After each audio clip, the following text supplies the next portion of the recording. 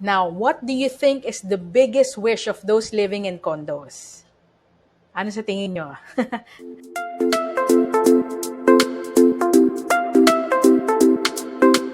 As promised, finally, naayos ko na rin yung data. So, I'm gonna be sharing with you yung results ng ating condo and house survey. We're trying to find out what condo dwellers like about their current setup and what they wish they had or what they wish na they could change. And same thing for the house owners. What do they like about living in their house and what do they wish moving forward kung pwede nilang palitan. I would like to again say thank you, syempre, sa lahat ng nag-take ng time to fill up the survey. We were able to get 100 responses. So, thank you very much. I hope I will be able to give in accurate data. No? So, basically, what we did here was I collated all the results in an Excel. Tapos, ginawa natin siya ng chart to see kung ano yung mga pinaka gusto ng mga tao sa current living condition nila and pinaka-wish nila. The purpose of these data is for future home buyers para at least may pwede kayong checklist when you're buying your next property, or for those who are going to be buying an investment, ano yung mga new things that are new factors that are important to home buyers or renters moving forward. And also for the developers, it would be nice to understand kung ano yung sentiment ng market right now, ano yung sentiment ng mga homeowners with regards to either living in a condo or a house or a townhouse para ma-improve natin yung mga requirements moving forward because of this current situation that I'm pretty sure will change how people make decisions in their home buying in the future. Yeah, so let's now look at the charts, and the first thing that we are going to look at is kung ano yung pinaka na-appreciate ng mga people who live in a condo sa kanilang current setup. Look at the charts. If you look at this chart, you'll see na yung mga nakatira sa condo, what they appreciated the most is yung security. And very closely, ang sumunod dito is the maintenance. And I think this is, itong security issue na to, it's because a lot of people were fearing na what will happen if in case tumagal itong ECQ and matamaan talaga ang economy natin. What about people who really don't have jobs and will have a hard time finding work or finding money? Baka magkaroon ng security issues. And a lot of people living in condos appreciated na they have that safety of may separate na gated yung area nila, plus may mga guards, plus it's not gonna be that easy to reach their unit. So maraming extra levels of protection. At the same time, a lot of people who live in condos, they really appreciated yung maintenance. And a lot of the comments I saw here were early cleaning, disinfecting of common areas, dire-diretso, strict implementations. In our building, there's even a penalty if you're caught not wearing a mask outside of your unit. So these are extra precautions ng mga property management. Now, what do you think is the biggest wish of those living in condos? Ano sa tingin nyo? If you're thinking space, extra space, you're exactly right. Ang pinaka-common na wish ng mga people who live in condos is an extra space. More than half of those who answered the survey living in a condo wanted a balcony. Nakakatuwa to kasi before ECQ, before this pandemic, most of the buyers that I have personally encountered, hindi masyadong gusto yung balcony. They look at the balcony as an extra expense. Babayaran mo rin yan, but that's a space that I do not use. It's a space that I do not need. But looking at this chart right now, I feel that may change na nangyari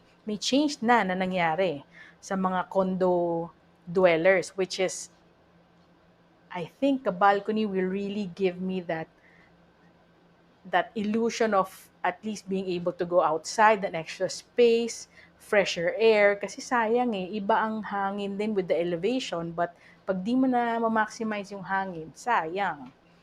And next, obviously, is extra room and extra space. And the funny thing about this is, I have a few respondents who are living alone in a condo, and all of those who live alone did not complain of the space, regardless if they live in a small unit or a bigger unit. Walang issue sa extra room.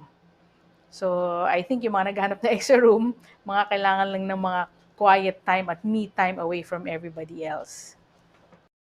Now, what do you think yung pinaka na-appreciate naman ng mga homeowners sa current setup nila living in a house, living in a townhouse? Again, if you're thinking space, you're right. Space talaga. Talagang people need space sa panahon na ngayon. Yun ang pinaka most in demand, space. Those who live in a house really appreciate all the space that they have.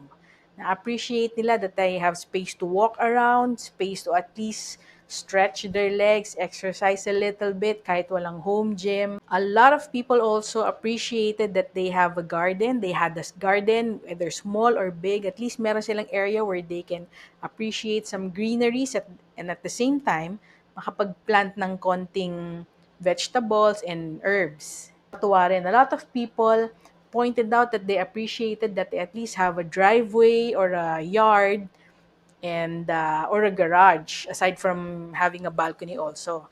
And nakakatuwa to kasi the area, your front yard and your driveway, pati yung driveway, minsan hindi natin na-appreciate nun eh. I had a respondent who commented na he's very happy na he decided to go with the corner lot kasi iba yung flow ng hangin pag nasa corner lot. And at the same time, when they go out and just walk in that corner, it's almost an extension of their house. They don't have to go far, pero nafe-feel pa rin nila na nakakalabas sila na I'm still in this property. So moving forward, I think it's for people building their homes, it's gonna be a big factor na to add in a front yard, a backyard, to add in gardens, an area na hindi lang puro car. Marami rin kasi nag-comment na sayang yung house namin, wala kaming small garden or wala kaming yard or ginawa naming parking lang, wala kaming space to at least do a little gardening. So moving forward, these are some of the changes that we might see in house designs. What do you think naman do people who live in a house wish that they had? Sa tingin nyo, I'll give you a few seconds to think. If you're guessing space, you're right again. So apparently, even people who live in houses, they're still craving for extra space. And then very closely next in line, they're craving for extra rooms. So talagang sa panahon ngayon, ang pinaka-importante talaga is space. Looking at the chart, you'll see that 25% wish they had the garden or wish they'd make a space for a garden and not converted that space into a parking area or a garage or a working area. And very closely next, no, a lot of people who live in house still wish they had more space, particularly extra rooms. So ito yung na-mention ko kanina, no, possibly medyo malaki yung space mo naman, marami kang open space sa bahay, malaki yung bahay, but I think it's very natural for all of us to at least have that quiet time kahit na a few minutes in a day na para sa'yo lang. I got comments na I wish I had a room for meditation.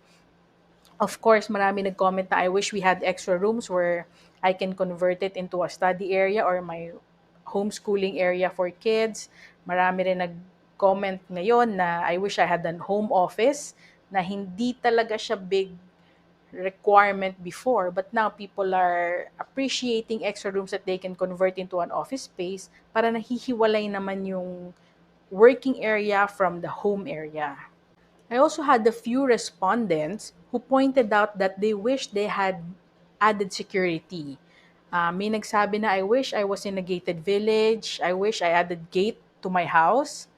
And I wish there was extra security because of what's possible na mangyari if this goes on longer, where I don't have an extra protection from where my kids are, isang gate lang.